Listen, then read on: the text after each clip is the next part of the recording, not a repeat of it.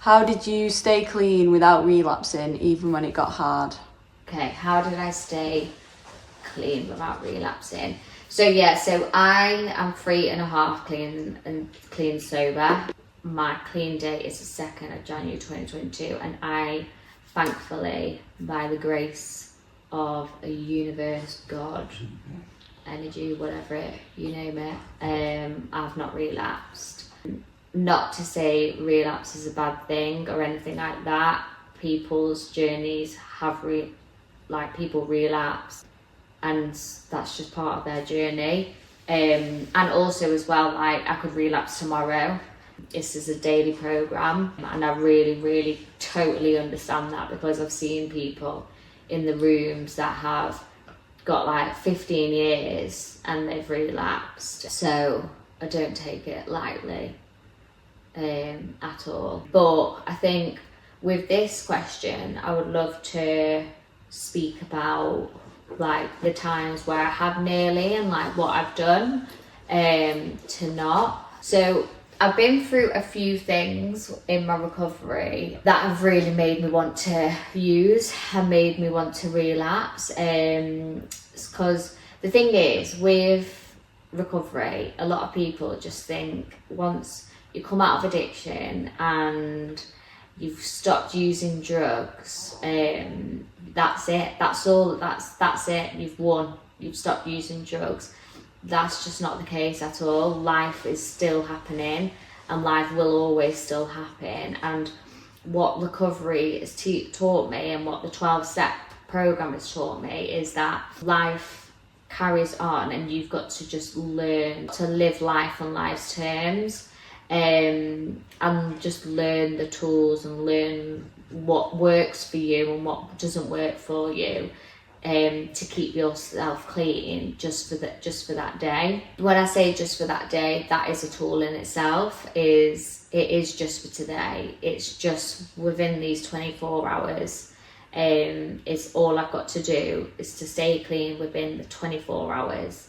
I can't think about tomorrow. I can't think about in a year's time. I can't think about the past or anything like that. I just have to stay within the day, because when I start thinking about the future, for me, my experience, when I start thinking about the future, I really do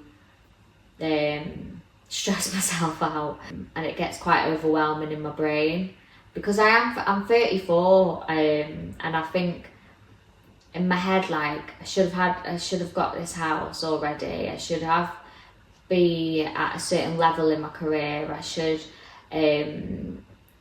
I've done loads of these different things, like traveling, got whatever it may be. Like, it does, like, the societal norms like come through to me quite a lot, and I do get really overwhelmed and really stressed about that. So a really quick and simple tool is just telling myself, just keep it in the day. Like, today I'm doing all right, and I'm clean.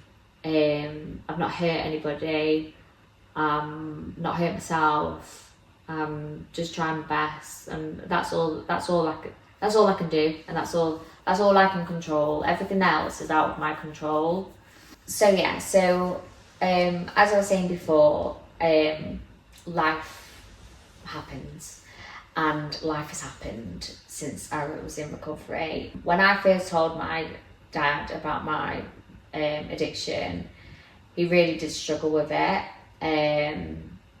I didn't really speak to him for a long period of time, which I really struggled with, because as many of us we have daddy issues over here, and not having that support that I had in my mind. I catastrophized so much, and I pictured what it would be like when I told my dad about the mental side of how I was feeling, like the fact that I nearly committed suicide because I was so low with everything, and because his response wasn't what I thought it would be. I really, really struggled with that, and that was a time where I just, I wanted to use badly, because I didn't see there was any point. I put my dad on a pedestal so much, so when he does something like that, it really does affect me. Now, I can understand why he reacted in that way. Not to excuse it or anything like that, I just understand why he reacted in that way. And I think from somebody who is so within their cultural views and religious views, he just couldn't understand it. It wasn't in his world. He never understood it, what addiction was. Addiction, mental health is just not a thing in that world. So I understand that now, but at the time it was horrible. But what I did was I just went to meetings all the time. Went to meetings, I shared with my sponsor, constantly was on the phone to my sponsor. Constantly I was going to meetings and sharing about it, crying my absolute eyes out about it all and just getting it out, connecting with my friends, really, really like throwing my all into recovery, writing everything out in my step work as well. With step 4, resentments, had a huge resentment against him, but I got it all out, and I think by me doing that, it allowed me to process everything and also allow me to help see his side of things and help me understand what it was. And thankfully we're obviously on good terms now, and he learned a lot from that as well. Like, he really learned the fact that he needed to learn about addiction, he needed to learn about mental health, and he really has, and he's shown that through like the conversations we've had. So it was a huge learning from both sides.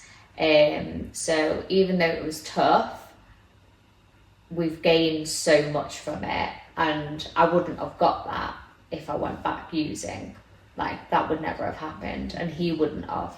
He would never have opened his mind up to learning about it if I just went back using, and I wouldn't have processed anything, and I would have been stuck in that mindset of dad hates me, I hate dad, blah blah blah, and we wouldn't have grown.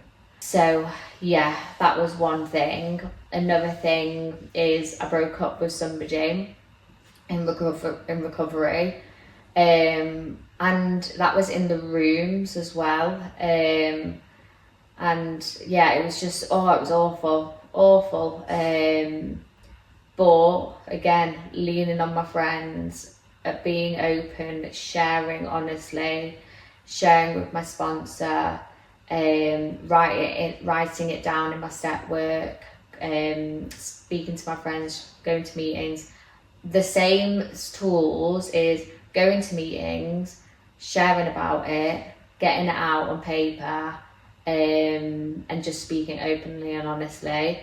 And I think even though it was tough, it allowed me to get to a point where I became, I learned so much about myself in that time, and I grew so much in that time because I did that work.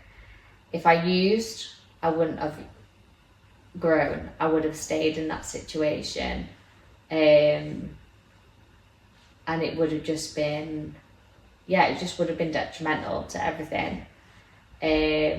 So yeah, but there's been a few situations, but the main thing is the fact that whenever anything's happening or any struggles that are happening, what I do is just up my meetings, I do my step work, I speak to my sponsor, I connect with my friends, and I speak honestly, because that is the only way for me to get everything out of my head and really see the bigger picture. Because I start to see my side of things, like my part in things, see what I could have done differently. Therefore, for the next time, because life will carry on, I'll learn from that and I'll be able to implement those changes. So I just up everything when I'm struggling, and I think that is the only way. And the only reason why I haven't relapsed is because every time I've struggled in anything, I've always gone back to that plain simple foundation. Is just meetings, step work, speaking to my sponsor, and connecting. Like those 4 things are my absolute tools when I struggle. So that I think as well, when you hear people in the rooms that have relapsed, the main topic and the main thing that they say is that they stepped away from this stuff. And I think when you have an addict inside your brain like I do,